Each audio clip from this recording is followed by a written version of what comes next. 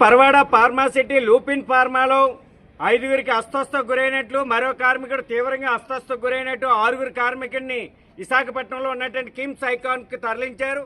మేము చెప్తా ఉన్నాం, వెంటనే సమగ్రమైన విచారణ చేయండి. ఎందుకు ఈ రకంగా అస్వస్థకు గురయ్యారు, అస్వస్థకు గురవడానికి ఏ వాయువులు కారణమయ్యాయి?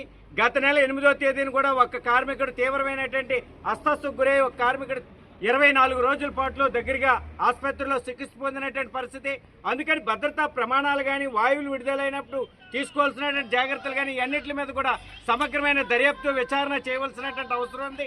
ఇప్పటికే డిప్యూటీ ఇన్స్పెక్టర్ ఆఫ్ ఫ్యాక్టరీ వైపు విచారణ చేస్తున్నాడు, మరోవైపు ఏదైతే డిఎస్పీ ఉన్నారో, సిఐ ఉన్నారో, అలాగే రెవెన్యూ అధికారులు వీళ్ళందరూ కూడా ఇప్పుడే పరిశ్రమకు వచ్చినటువంటి పరిస్థితి.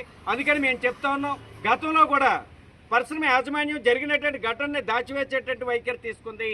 ఇప్పుడు కూడా తెల్లవారి 3:30 గంటలకి ప్రమాదం జరిగితే జిల్లా కలెక్టర్కి రిపోర్ట్ చేయడంలో నిర్లక్ష్యంగా వ్యవహరించారు.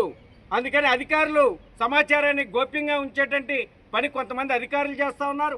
అలాగే పరిశ్రమ యాజమాన్యం మాత్రం పూర్తిగా కార్మికుల యొక్క ప్రాణాలతో చెలగాటమాడుతూ ఉంది. లుపిన్ ఫార్మాలో గతంలో జరిగినటువంటి ప్రమాదాన్ని కూడా యాజమాన్యం దాచివేయాలని చూసింది, కార్మికుడి యొక్క ప్రాణాలతో చెలగాటమాడింది. అందుకని ఇట్లాంటి పరిశ్రమ మీద సమగ్రమైన దర్యాప్తు చేయండి. పరిశ్రమలో జరుగుతున్నటువంటి ఇట్లాంటి ఘటనల మీద సమగ్రమైన దర్యాప్తుతో పాటు పరిశ్రమ యాజమాన్యం మీద జరిగిన ఘటనకి బాధ్యత చేస్తూ క్రిమినల్ చర్యలు లాంటివి తీసుకోవాలని, కార్మికుల యొక్క ప్రాణాలకు రక్షణ కల్పించాలని, ఏదైతే అస్వస్థకు గురయ్యారో వాళ్ళకి మెరుగైన వైద్య సేవలు అందించాలని pharma city staff and workers union CITU demand చేస్తాం.